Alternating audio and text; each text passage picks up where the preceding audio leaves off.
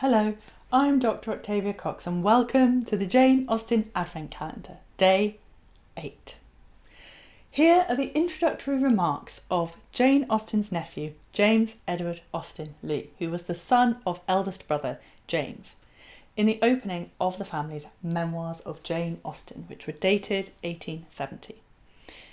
If nothing else, these remarks give us a very good sense of the characteristics of a woman that a woman was expected to have and how a woman was expected to behave in the Victorian period.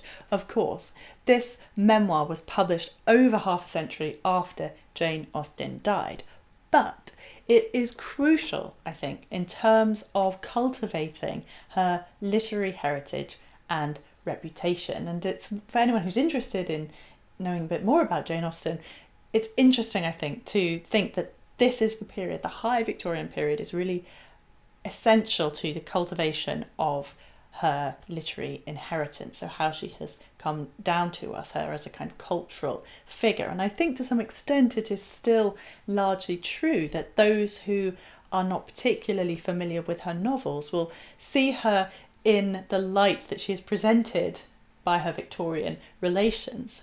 That is, as very prim and very proper and very PG.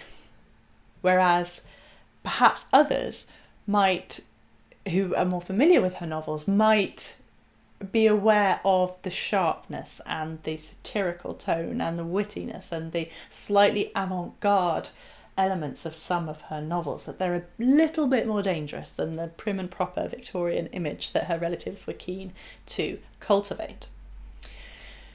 What I love about this quotation particularly, though, is the way in which James Edward Austen-Leigh describes how readers take Austen's characters into their hearts because of the intimate individuality with which Jane crafts her characterisations.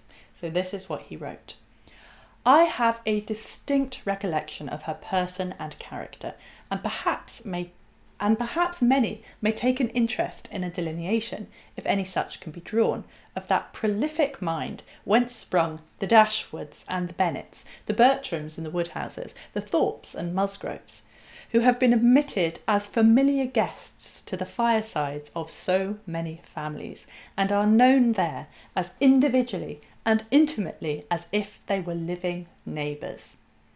Many may care to know whether the moral rectitude, the correct taste, and the warm affections with which she invested her ideal characters were really existing in the native source whence those ideas flowed, and were actually exhibited by her in the various relations of life.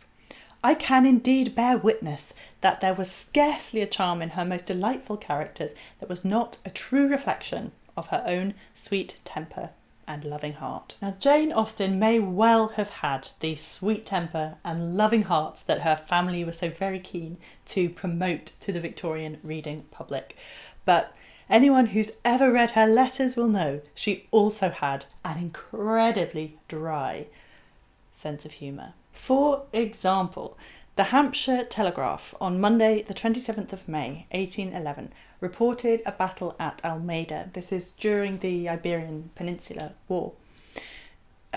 So the Hampshire Telegraph reported this battle that had happened a few days previously, giving some casualties. And in response to the news, Jane Austen wrote in a letter to Cassandra on the 31st of May 1811, "How horrible it is to have so many people killed, and what a blessing that one cares for none of them." So she may well have had a sweet temper and a loving heart, but not in everything and not always.